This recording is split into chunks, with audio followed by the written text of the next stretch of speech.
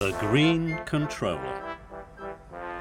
It was a quiet day at Tidmouth Sheds. Percy was all alone. Suddenly, the Fat Controller's car pulled up. Percy was very surprised to see Lady Hatt. "Sir Topham is sick," she announced grandly. "He has lost his voice." Percy was worried. "I hope he finds it soon," he peeped. "Sir Topham has given me a list of jobs," Lady Hatt continued. "Listen very carefully.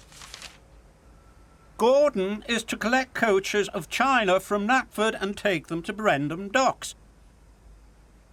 He must pull the coaches very slowly." "Slow coaches," peeped Percy. "James is to shunt trucks in the coal yard. He must be as busy as a bee." "Busy bee," puffed Percy carefully. "And Toby is to take visitors from Maithwaite to the Scottish castle. He must go as fast as Gordon's Express." "Gordon's Express," puffed Percy. "You're in charge now, Percy," said Lady Hatt, and she left. Just then, Thomas puffed in from his morning's work. "I'm controller for the day," peeped Percy proudly. "Do you need any help?" Thomas asked his friend. "Controllers don't need help," wheezed Percy, and off he chuffed. Percy found Gordon first.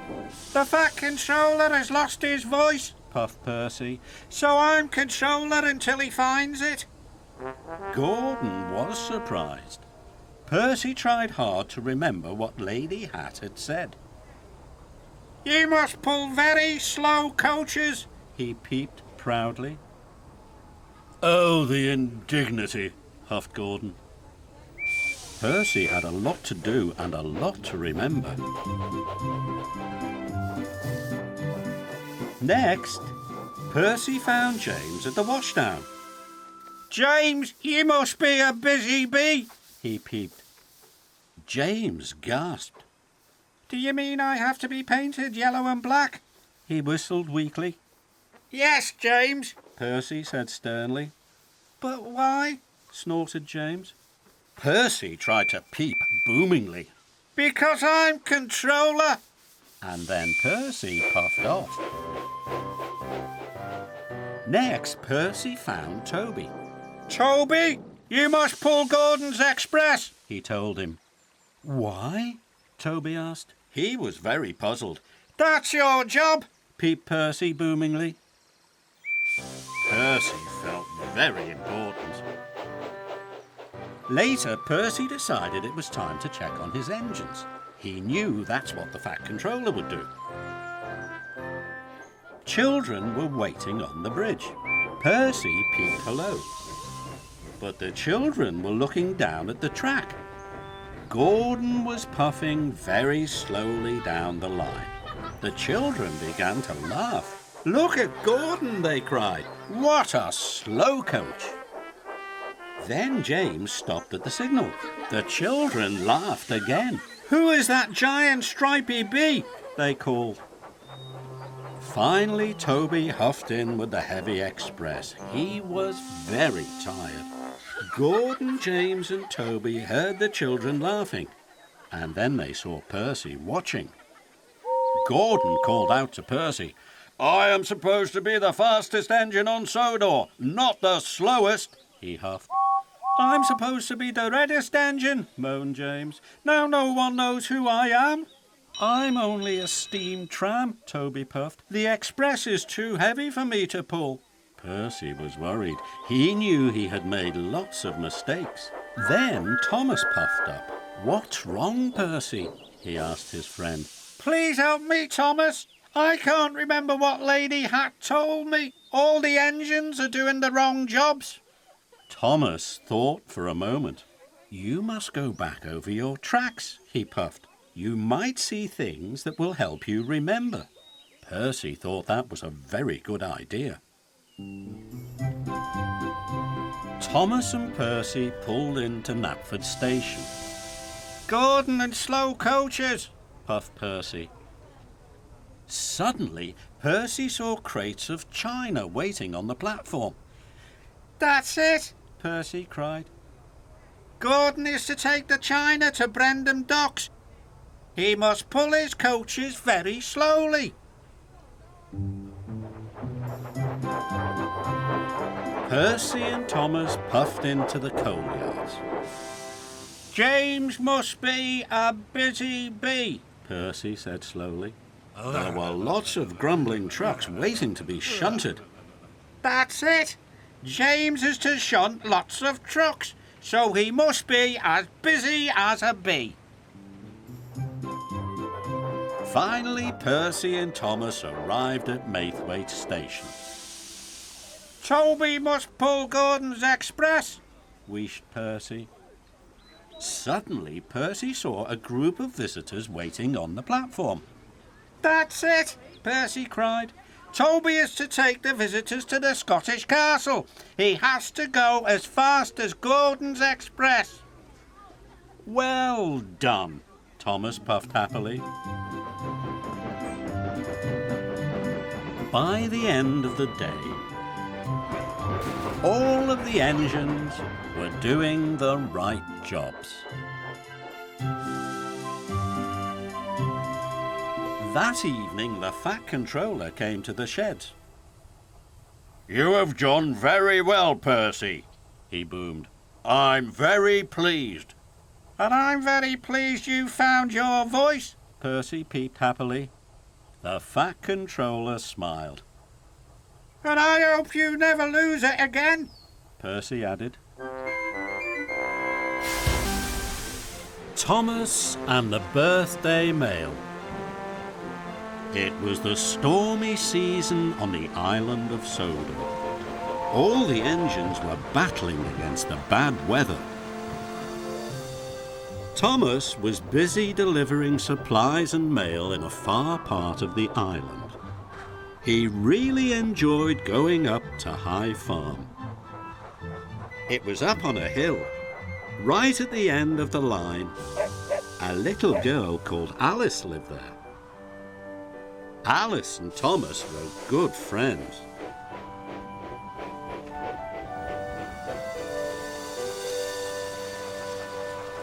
One day, Thomas was on his way to High Farm when Rosie stopped beside him. Rosie was a cheerful, chirpy little tank engine. She was always pleased to meet Thomas. She liked him so much that she wanted to be just like him. So she tried to copy him. She tried to whoosh the way he did. She even tried to whistle like Thomas. It made Thomas cross. Hello, Thomas, puffed Rosie brightly. What are you doing? It's Alice's birthday, chuffed Thomas. I want to get all her presents up to High Farm in good time. Just then, Harold the helicopter arrived. Another storm warning, I'm afraid, he shouted. High winds on the way and heavy rain. Harold warned Thomas not to go up to High Farm. Heavy rain can cause landslides on that hilly route, he said. And Harold flew away. Thomas didn't want to let Alice down. High winds don't bother me, he puffed. Or me, chuffed Rosie. I'll come as your back engine.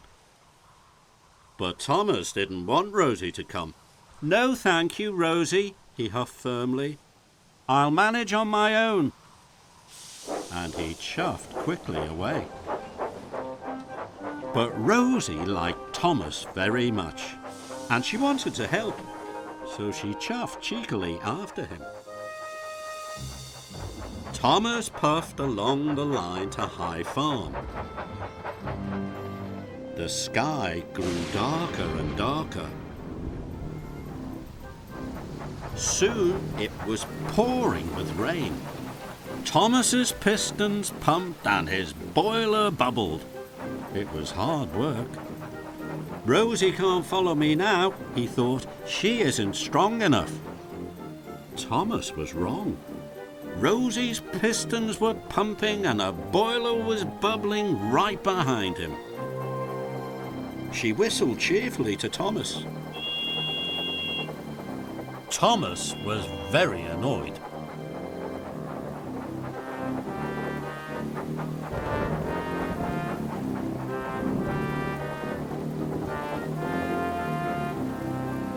Soon Thomas came to a junction.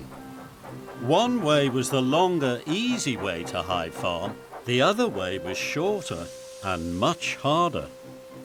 Thomas knew that the longer way was safer. But I'll take the shorter way, he wished. Then Rosie won't follow me. She's not strong enough. As the storm raged, Thomas puffed furiously up the steep track. Thomas was almost at High Farm. He was sure Rosie wasn't behind him now. I won't be seeing any more of her today, tooted Thomas happily. Then there was trouble. Earth and stones tumbled down the bank and blocked Thomas's track. Cinders and ashes, cried Thomas. But he still wanted to deliver Alice's presents. I'll just have to bash my way through, thought Thomas. And he pushed forward into the landslide. Thomas was up to his buffers in mud and stones. He tried to push on, but he couldn't. He tried to back out, but he couldn't. Thomas was stuck. Thomas felt silly and very sad. I should have listened to Harold, he wished unhappily. Now Alice won't get her presents on time. I've let her down, he thought sadly. Then he heard the toot of another engine. It was Rosie, puffing proudly up the hill behind him. It's me, tooted Rosie cheerfully. Then she saw Thomas was stuck. Thomas felt very silly. I'll go and get help, chuffed Rosie. Wait a minute, whistled Thomas. Please, will you deliver Alice's presents for me? Rosie was very happy. Of course I will, she puffed. Rosie was soon coupled up to Thomas's trucks.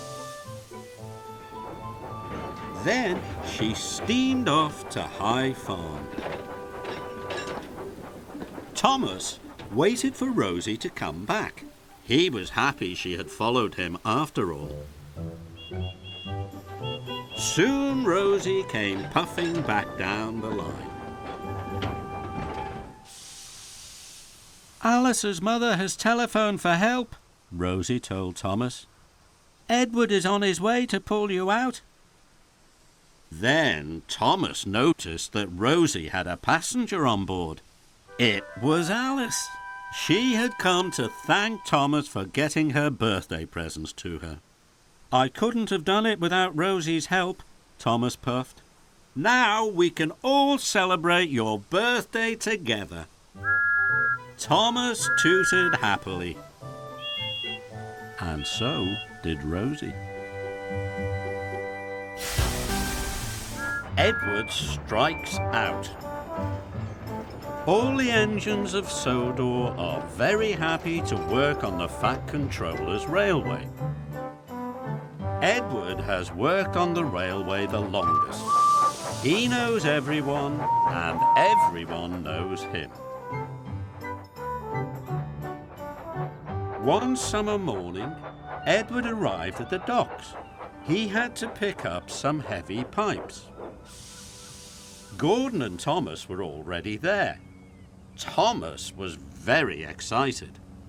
A new crane had just arrived on the island. He looks so strong, puffed Thomas. I'm sure he could even lift you up, Gordon, he chuckled. Gordon didn't think this was funny, and Thomas chuffed away. That crane might be big, Gordon sniffed, but he has no engine. He can't move unless another engine pulls him. Edward looked at the crane. Gordon was right. Then I don't think he can be really useful, chuffed Edward slowly. Quite right, Edward, huffed Gordon. He will only get in the way. Just then, Percy arrived.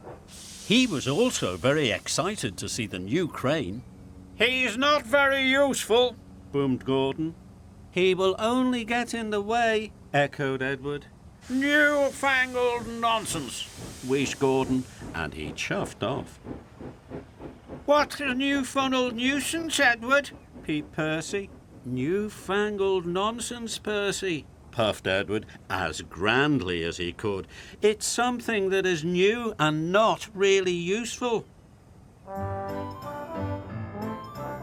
Edward's trucks were right by the new crane. My name's Rocky, the crane smiled at Edward. I'm Edward, puffed Edward. Can I come with you? Asked Rocky. I could help you with those heavy pipes. I don't need your help, sniffed Edward. Newfangled nonsense.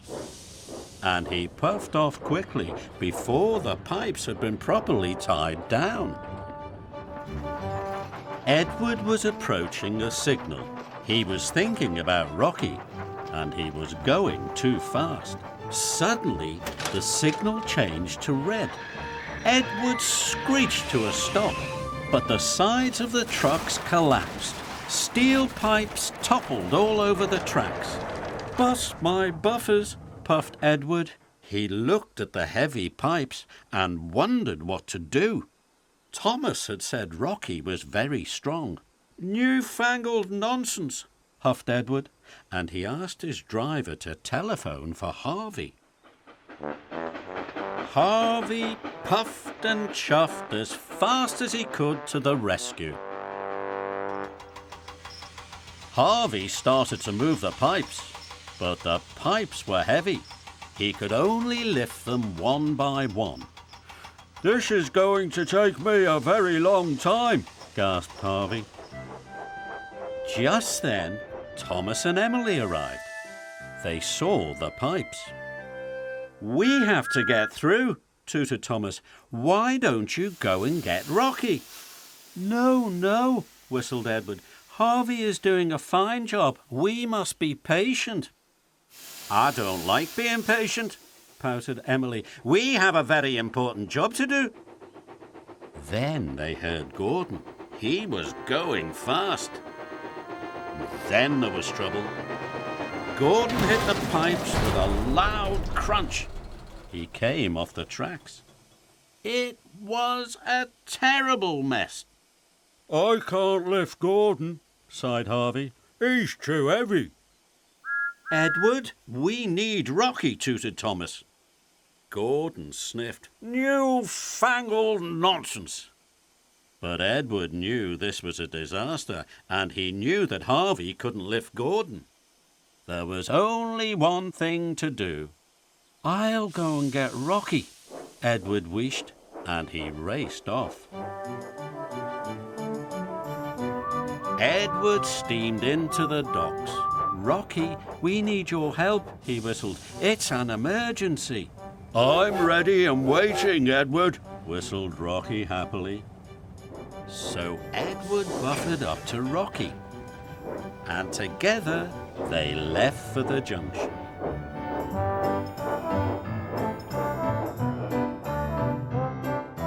Edward pulled Rocky up hills and down valleys. Everyone cheered and waved at them. Edward felt very proud to be pulling the newest arrival on Sodor. Edward soon pulled up with Rocky. I can fix this, Rocky smiled. And with his mighty crane arm, Rocky lifted Gordon back onto the track.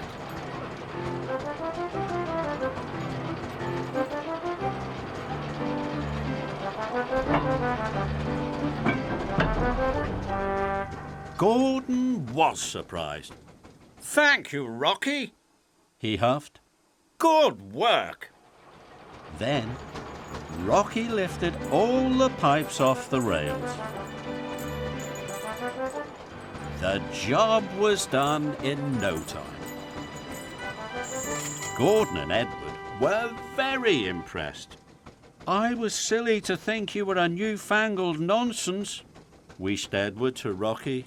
"You might be new, but you're also really useful. Welcome to our island." And everyone tooted and cheered for Rocky. Sticky Toffee Thomas. It was summertime on the Island of Sodor. The engines were very busy. The children were having a big fancy dress party, and there were lots of jobs to do. Percy collected the cakes and buns. Toby collected some sticky toffee to make toffee apples. And Thomas took the tables and chairs. When Thomas delivered the tables and chairs, he saw some children. They were making fancy dress costumes. "That looks fun," tooted Thomas. Then the Fat Controller spoke to Thomas. "I would like you to give train rides at the party," the Fat Controller said. "But first, you must go to the washdown so you look your best." Thomas was delighted. He loved giving the children train rides. Thomas puffed to the washdown. He was thinking about the children and their fancy dress costumes. "I want to go to the party in fancy dress too," chuffed Thomas. "Then I would really look my best."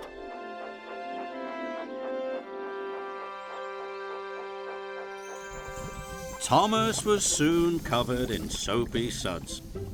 He was scrubbed and rubbed, rubbed and scrubbed. Then Percy arrived at the washdown. "You look like a giant bubble," peeped Percy. "That's it," puffed Thomas. "I'll go to the party as a giant bubble." So Thomas puffed quickly away, still covered in bubbles. He couldn't wait to show the children his fancy dress. Then there was trouble. The bubbles blew into his eyes. Thomas couldn't see where he was going, and he bumped straight into the back of Toby. Toby's axle was broken. "Sorry," puffed Thomas. Soon the Fat Controller arrived. "Toby, you must go to the yard to be repaired," said the Fat Controller. "If I don't take the sticky toffee to the party, the children won't be able to make toffee apples," moaned Toby.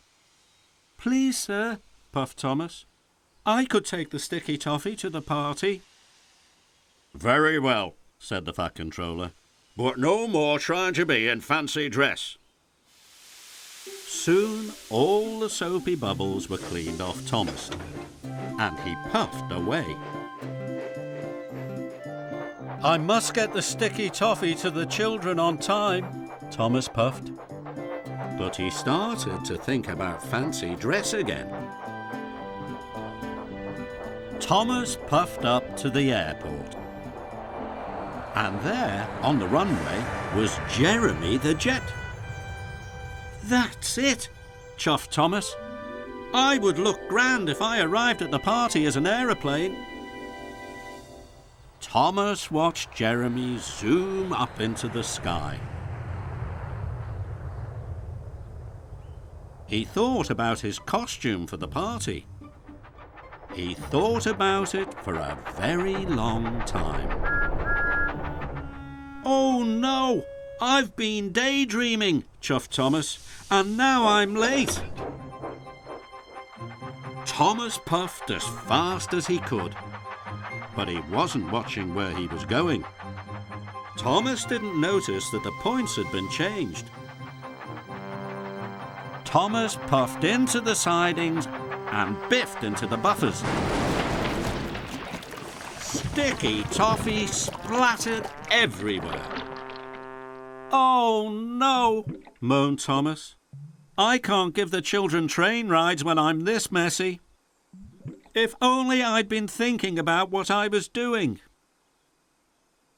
Then Thomas saw an old line. This gave him an idea. "A shortcut," puffed Thomas. "If I go that way, I can still get the toffee to the party on time."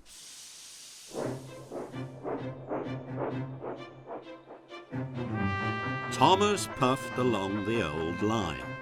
It hadn't been used for a very long time. Trees hung over the track, and the bushes were overgrown. But Thomas puffed carefully on. He knew he was late, so now he wasn't thinking about fancy dress. He was only thinking about getting to the party on time. Thomas bumped through the bushes and bashed through the branches, but he was still covered in sticky toffee. Leaves and twigs stuck to the sweet sticky goo. "Must get to the party, must get to the party," Thomas puffed.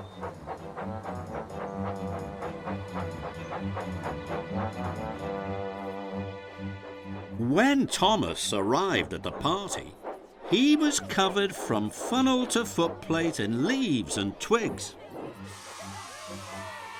Everyone cheered when they saw him. "I've brought you the toffee," Thomas puffed sadly, "but I'm too messy to give you train rides."